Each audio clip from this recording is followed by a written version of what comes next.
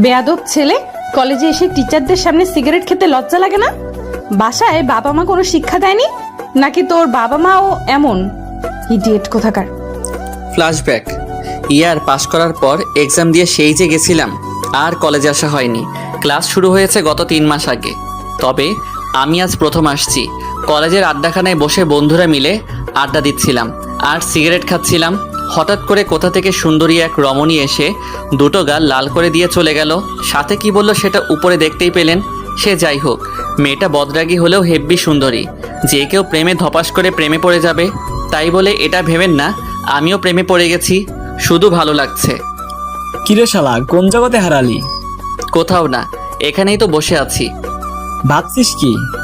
কলেজে এসে ভুল করেছি সেটাই ভাবছি। প্রথম দিন এসেই উপর দিয়ে ঘূর্ণিঝড় বয়ে গেল। মেয়েটা কে রে? আমরা কি করে জানবো? জানিস না? শালা তোর মতো আমরাও তো আজকে এই প্রথম কলেজে আসলাম। মুই কনফিউজড। লগে আমরাও। বাদ দে, চল ক্লাসে যাই। চল।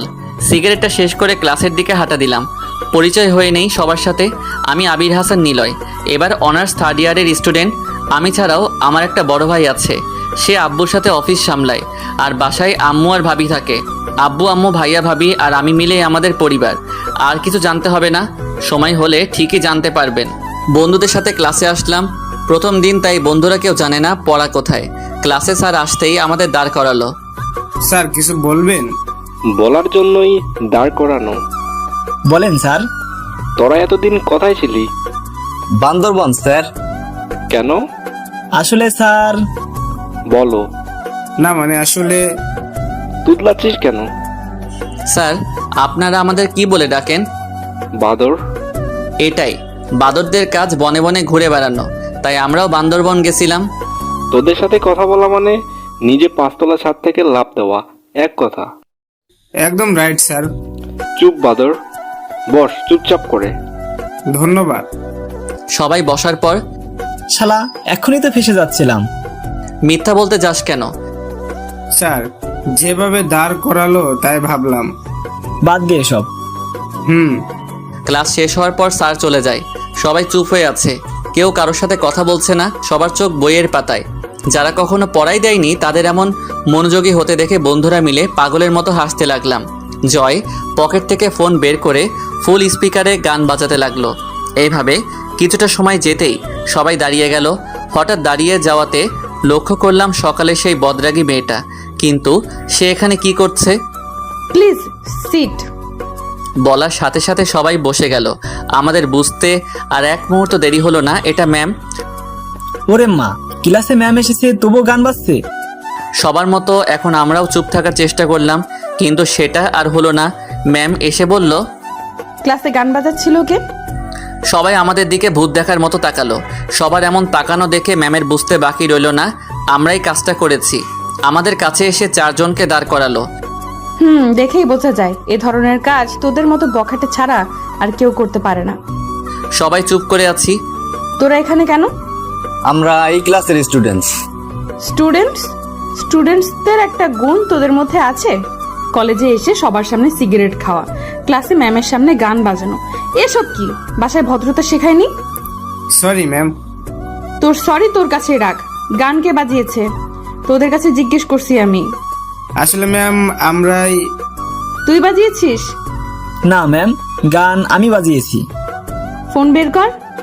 জি ম্যাম আছাড় দিয়ে ভেঙে ফেললো। ম্যাম। একদম চুপ। মেয়ে দেখলেই তাদের সামনে হিরো সাজতে ইচ্ছে করে, তাই না? তোর ঘরে কোনো মেয়ে সদস্য নেই, ম্যামদের সামনে গান বাজাস? নিজের মাকে সম্মান করিস না, আমাদের কি করবি? আরও আজে বাজে কথা বলতে লাগলো। ওনার এমন কথা শুনে মাথা পুরো গরম হয়ে গেল। যা বলার আমাদের বলুক, আন্টি কানার কি আছে?